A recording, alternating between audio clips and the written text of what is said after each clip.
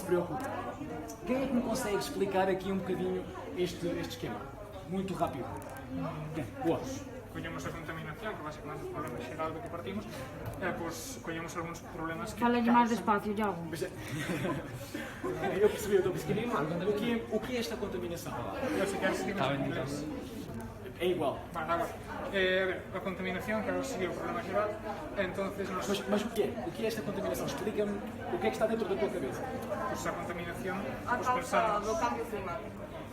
contaminación, tanto contaminación aérea como contaminación de algúns recursos. O que eu vejo aqui deste cenário que vocês montaram do grande problema é que eu vejo que há consequências, há aqui várias consequências que vocês chegaram, não é? Isto, por exemplo.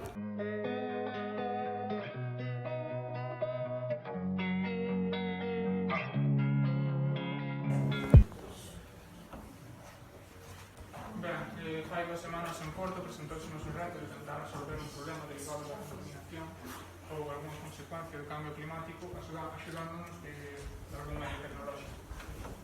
Atopamos unha chea de situacións, pero centrámonos máis en tentar mitigar os problemas respiratorios daquelas persoas que se ven frecuentemente expostas á contaminación do aire. Para iso, pensamos nunha app que informe sobre os niveis de contaminación de diferentes zonas do mundo. Cando se nos ocorreu a idea desta app, non solamente pensamos naquelas persoas que poden ver afectada a súa vida debido a problemas respiratorios que se ven afectadas pola contaminación do aire, senón tamén aquelas persoas que queren facer deporte debido a algunha urbe, ven afectar a súa experiencia deportiva por algún problema de contaminación.